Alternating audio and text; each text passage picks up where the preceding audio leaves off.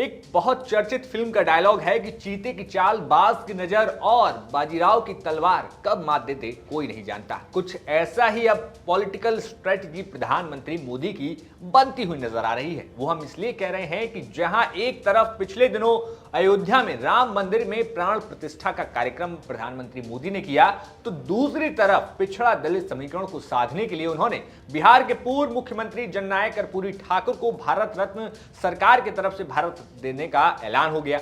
लेकिन इसी बीच अब प्रधानमंत्री मोदी 2024 को लेकर चुनावी शंखनाद 25 जनवरी को बुलंदशहर से करने जा रहे हैं।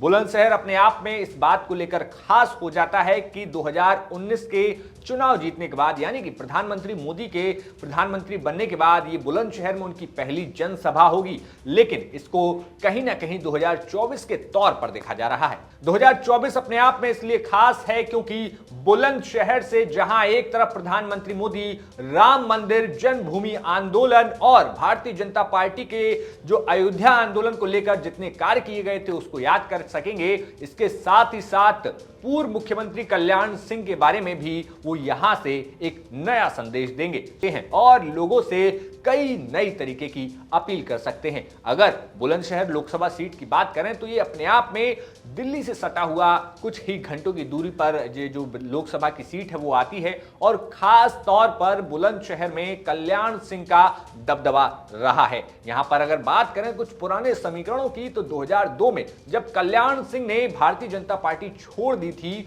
उसके बाद जब अपनी पार्टी बनाई, उस दौरान जब चुनाव हुआ तब कल्याण सिंह के 2 विधायक बुलंदशहर की डिबाई और सियाना सीट से जीत कर आते हैं, जबकि भाजपा को 7 में से सिर्फ शिकारपुर और बुलंदशहर की सीट पर ही जीत मिलती है।